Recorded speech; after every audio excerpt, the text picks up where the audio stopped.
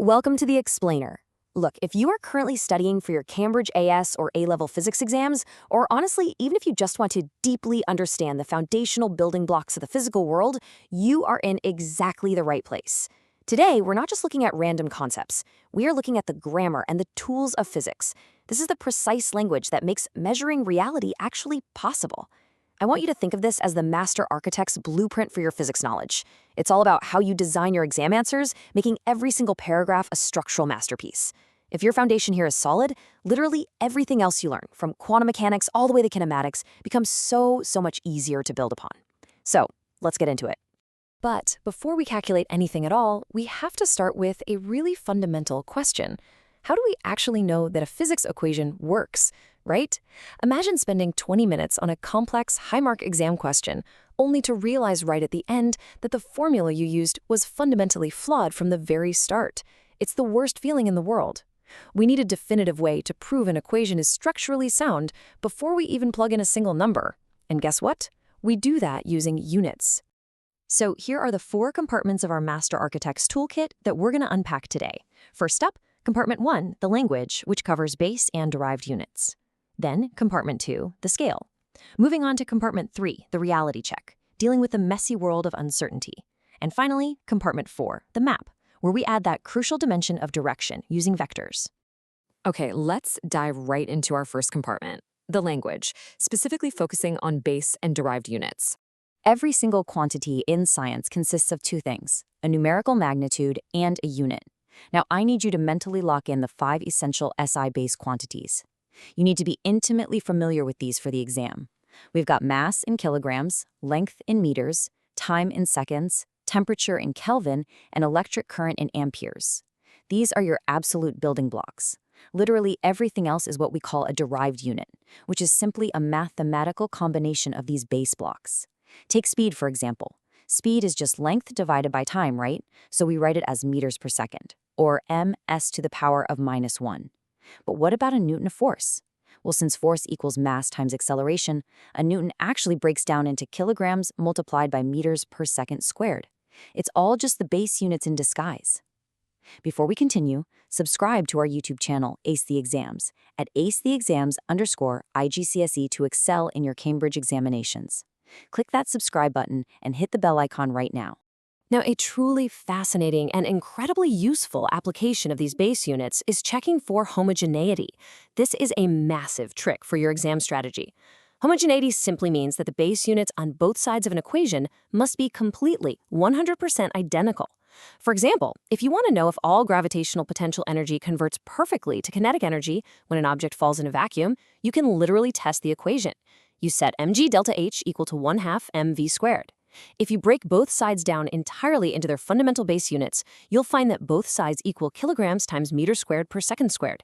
It is a foolproof check. If the units don't match up, your equation is wrong. It's just an incredible tool for verifying your work under pressure. Let's move along to compartment 2, the scale. This is all about managing extremes with standard form. Physics deals with the massive scale of entire galaxies and simultaneously the microscopic scale of atoms. To manage this in your answers without writing out endless strings of zeros, which is a great way to lose marks by accidentally skipping one, we use standard form. Standard form is written as a single digit followed by a decimal point, multiplied by 10 to a required power. Let me give you an example. The output from a massive power station might be 5,600,000,000 watts. In standard form, that is elegantly written as 5.6 times 10 to the power of 9 watts. Conversely, think about the microscopic charge on a single electron. It's a decimal point followed by 18 zeros and a 16. Writing that out is a nightmare, but in standard form, it's cleanly expressed as 1.6 times 10 to the power of -19 coulombs. It keeps numbers manageable, and it actually clearly indicates the degree of precision of your measurement to the examiner. Alongside standard form, we use recognized SI prefixes to fundamentally alter the size of base units.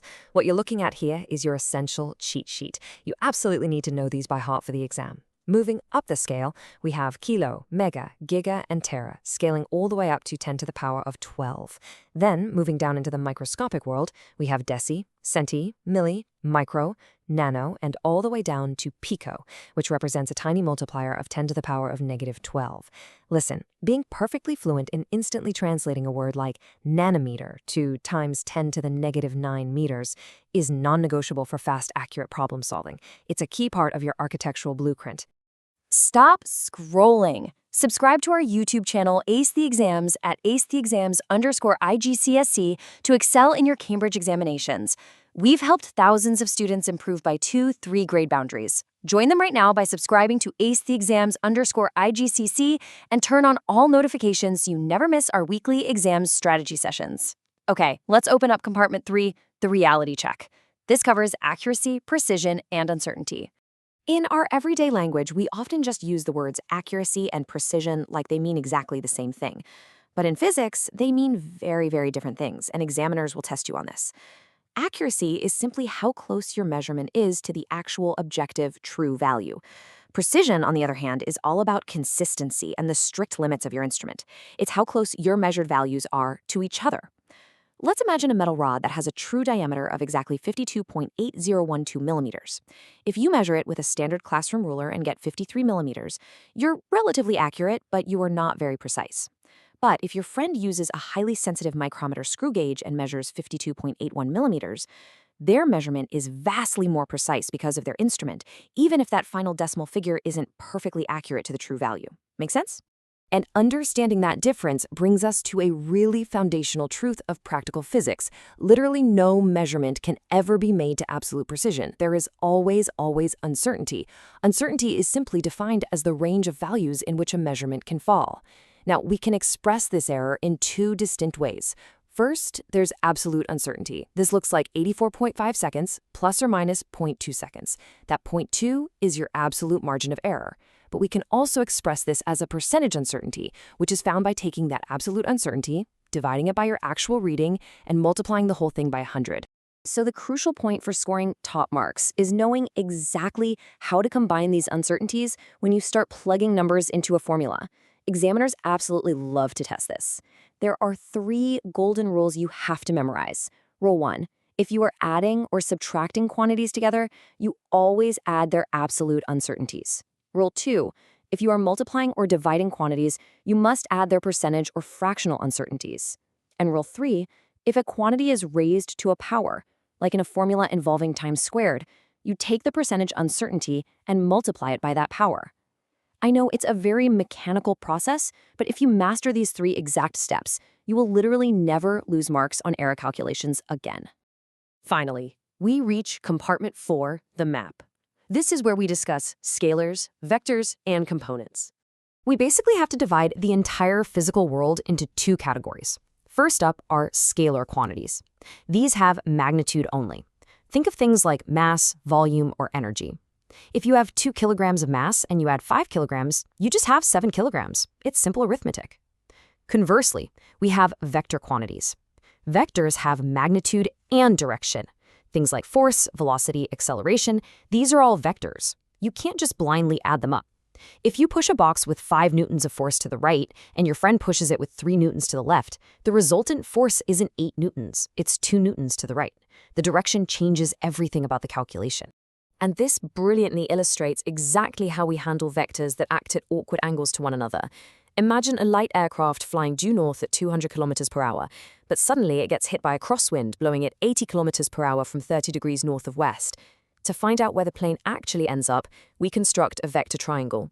You draw the first vector to a strict, precise scale, then you start drawing the second vector exactly from the tip of the first one. This is the tip-to-tail method. The resultant vector, which represents the final true velocity of the aircraft, is the line you draw from the very beginning of the first vector to the very end of the second.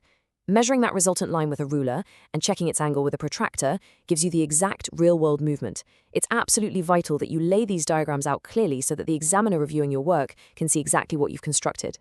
Conversely, instead of combining vectors together, we often need to break a single vector apart. We call this resolving vectors into perpendicular components. Consider a box resting on a 30-degree incline. Gravity pulls straight down, right? But the box can only slide along that 30-degree incline. By using simple trigonometry, specifically sine and cosine, we can break the box's 20 Newton downward weight into two distinct parts, one part pushing directly into the slope and one part pulling it down the slope. The force dragging it down is simply the 20 newtons multiplied by the sine of 30 degrees, which gives us exactly 10 newtons of force. This powerful technique of resolving into horizontal and vertical components is quite literally the key to solving almost any mechanics problem you will encounter on these papers. Wow, we've covered a huge amount of ground today. Here is your mental checklist to ensure you've completely mastered this toolkit. You should now be able to confidently recall your SI base units and derive new ones. You should be able to check that any equation is structurally homogeneous. You need to flawlessly use standard form and those SI prefixes. You must clearly distinguish the definitions of accuracy versus precision. You should know the 3 golden rules for combining uncertainties. And finally, you should be able to construct and resolve vector diagrams.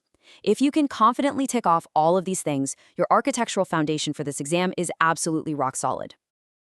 Before we wrap up, I want to leave you with a bit of a provocative thought to ponder. As we learned today, absolutely no measurement can ever be made to perfect, absolute precision. There is a built-in margin of error in every ruler, every digital scale, and even the most advanced atomic clock. So if every single measurement carries uncertainty, how do physicists confidently build commercial airplanes, towering skyscrapers, and essentially the entire modern world? The answer is that true scientific mastery isn't actually about achieving perfect certainty, it's about perfectly defining the limits of our uncertainty. By knowing exactly how wrong we might be, we know exactly how safe we are. Keep practicing these tools, structurally mapping out your logic like a true architect. Students who implement these physics strategies see an average improvement of 2 grade boundaries, but only if they practice consistently with our weekly videos. Here's your final reminder. Subscribe to our YouTube channel, Ace the Exams, at Ace the Exams IGCSE to excel in your Cambridge examinations. Subscribe right now to Ace the Exams IGCSE and click that bell. Don't let another exam pass you by. Drop a comment below with your target grade for physics and the biggest challenge you're facing. Our team responds to every comment. Like and share this video with a study partner. Ace the Exams, your Cambridge success starts here.